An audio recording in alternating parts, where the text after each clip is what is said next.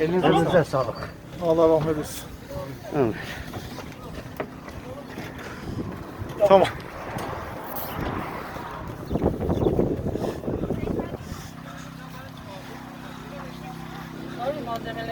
Ay malzemeler toplayalım abi.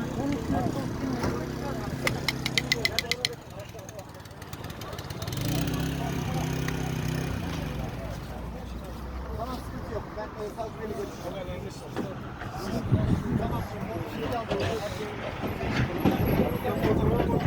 Kesme var, öyle olmuş ya. Bize ne kadar kesme ayı var mı? Hadi sınav, sınav.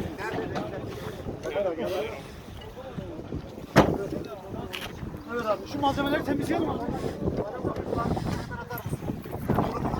Bana yaz, ben